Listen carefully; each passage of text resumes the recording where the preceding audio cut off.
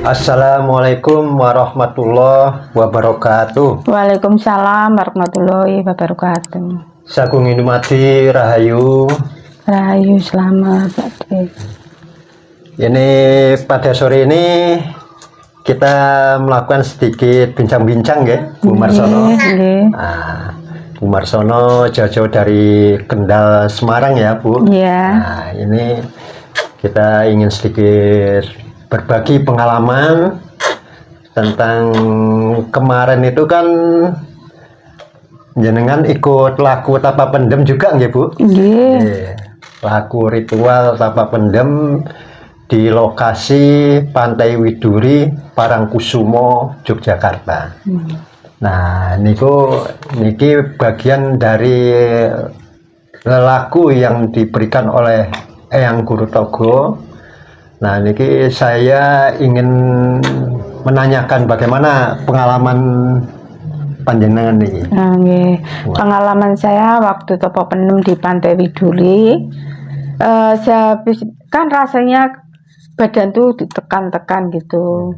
Terus di waktu itu lihat dari jauh gitu, lihat ibu-ibu gendong anak sama ada sinar putih gitu, sama badannya itu kayak ditekan-tekan gitu aja. Perasaan saya. Iya. Terus setelah gitu saya pulang ke rumah, dengar berita anak ngebel bahwa anak mulai lekasan hamil. Ya begitulah yang tirakat yang kami rasakan saat itu. Ya memang kita kemarin sebanyak 16 orang ya, Bu, yang ikut melakukan ritual tapa pendem itu. Dan saya pribadi pun sama merasakan, dan semua merasakan dan menyaksikan bahwa bumi itu hidup, bergerak, tekan-tekan gitu. Ada yang ya berbeda-beda ya, tapi pada prinsipnya itu sama, bahwa kita semua merasakan bahwa bumi itu menghimpit, kadang longgar ya, ini lagi, dan terasa denyut-denyut jantung itu loh, kok ada di tanah juga, selaras dengan jantung kita ya, Bu. Bahkan suami panjenengan itu Pak Marsono lah itu dipendem awalnya silo, kok terus ada kelonggaran untuk selonjor nggih, Bu. Nah, itu mungkin yang dimaksud dengan lapang kubur niku nggih, Bu. Bener nggih. Kalau saya dari awal selonjor, memang izin sama Pak D. Minta selonjor boleh nggak boleh, ya alhamdulillah saya selonjor. Tapa pendemnya dengan cara selonjor, cuma badannya itu kayak diimpit-impit gitu. Sama liontin yang saya pakai itu tekan-tekan gitu. Ya liontin itu batunya dulu dari Sendang Gunung Ungaran. Jadi mengandung energi. Iya memang pemberian. Itu ya jatuh dari itu waktu lampah gitu ada depan.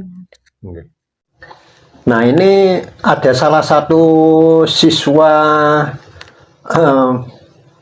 yang Guru Togo juga, Bu, yang namanya yang dari Salatiga niku nggih. Nah, ini tuh baru beberapa saat ya, baru setengah jam itu, Bu, kira-kira setengah jam itu merasakan pasir ini menghimpit sekali sampai dadanya sesak. Hingga itu, Bu, pingsan. Akhirnya oleh petugas itu diangkat, dihadapkan pada Yang Guru Togo. Oleh Yang Guru Togo ini dipegang, ditiup pembumbulnya, baru dia sadar. Dan dia tidak ingat apa-apa. Nah, saya pun merasakan, iya, memang benar-benar. Lah, saya duduk silo ini biasanya kalau di rumah, artinya untuk melakukan semedi di rumah dengan cara itu 1 jam aja udah, artinya tidak bergerak ya, Bu, tidak berubah posisi. Ini setelahnya selesai itu kayak semutan. Bukan semua, kayak lumpuh, Bu. Itu untuk menggerakkan harus saya angkat dengan tangan ini. Nah, herannya di laku Parangkusumo kemarin itu selama 2,5 jam, ketika sudah selesai nggih.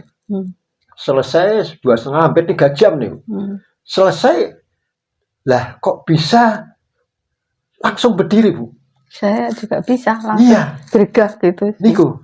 Jadi memang di sini kita dalam bimbingan yang Guru Togo dan Pak De Togo sendiri, Pak De Sugino Togo Wiono, itu memang nyata, Bu. Iya, Nah, memang ya. itulah perlunya kita laku, ya. Iya. Jadi ada konsep, ada laku. Nah, jadi kalau hanya sekedar konsep tapi tidak menyaksikan, tidak merasakan benar-benar apa yang dikonsepkan itu tidak lengkap. Nah, ini setelah selesai lagu itu, Bu, kita kan tidak ada hujan sama sekali, kan? Iya. Tidak ada hujan, padahal kita berangkat menuju pantai Parangkusumo itu kan hujan deras, Bu, dalam Iya, perjalanan kan. iya. Dari siang sampai malam itu hujannya hujan angin. Nah, yang ini ya atas izin Tuhan juga, ketika kita akan melakukan ritual lelaku tapa pendem itu tiba-tiba kan berhenti, Bu. Iya. Iya kan, cerah apa. Ada suara petir Ya, itu ya. ada suara petir, tapi tidak turun hujan kan. Iya. Nah, itu dalam 3 jam kita tidak hujan, tapi setelah selesai dihadapkan pada Eyang Guru Togo, itu Eyang Guru Togo itu hujan, ya kan. Terus Eyang Guru Togo mengangkat tangannya kan, mengangkat tangannya ke atas, itu berhenti lagi, Bu, hujan. Iya kan. Iya. Itu kita menyaksikan bahwa ketika seseorang sudah menyatu dengan alam, bersinergi dengan alam semesta, apa yang diinginkan itu akan terjadi. Iya. Ya, bahasa umumnya itu sabdo dading, ya, Bu. Iya. Nah, itu banyak sekali siswa-siswa yang Guru Togo itu sudah bisa mencapai seperti itu. Iya. Ketika menyelaraskan dirinya dengan alam semesta, apapun yang diharapkan itu bisa komunikasi kepada hujan, ya tolong jangan hujan dulu. Itu ya istilahnya di pangestoni, dikabulkan, Bu. Iya, dikabulkan, Iya. ya. Terus dengan hewan, dengan tumbuhan pun seperti itu. Iya. Nah, intisari daripada ajaran Eyang Guru Togo itu kan buat hubungan harmoni antara diri pribadi dengan alam semesta. Dengan alam semesta, ya. Nah, ketika kita menyadari bahwa kita berkewajiban untuk bersinergi, melakukan hubungan harmoni dengan alam semesta, insya Allah tidak akan terjadi yang namanya gempa bumi, banjir bandang, tsunami sekalipun. Kan pernah beberapa saat yang lalu, ya, sekitar 2 bulan, ya. Dan kita juga kan ikut, Bu, ya. Ke mana? Ke Pantai Teleng, Pacitan, pada bulan Desember itu, ya.